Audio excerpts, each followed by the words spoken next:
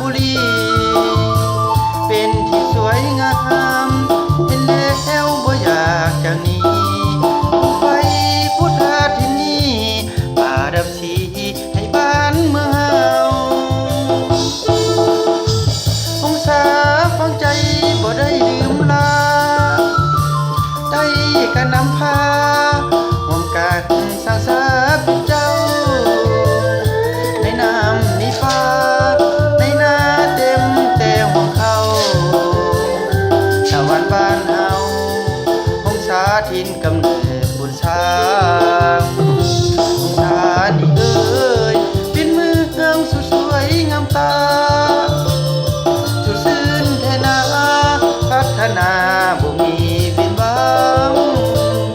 ถือว่าเป็นเมืองผู้ดอยเดินไปไกลห่างหัวใจเฮายังตั้งต่อบ่ได้ลืมลา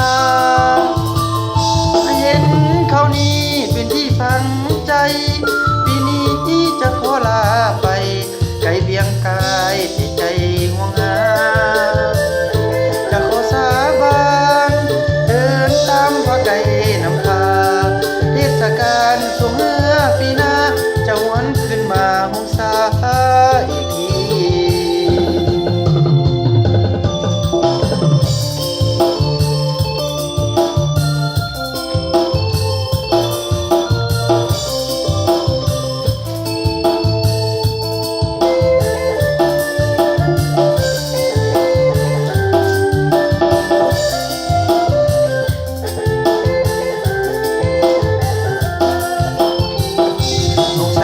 นี่เอ้ยเป็นเมืองสุดสวยงามตา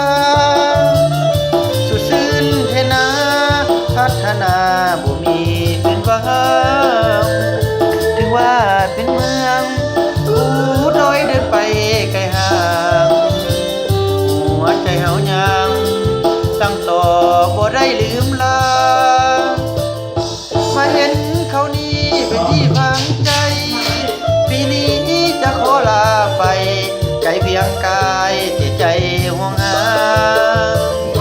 จะขอสาบานเดินตามพระไก่นำพาเทศกาลสงเมื่อปีหน้าจะหวนขึ้นมาผู้สาอีกที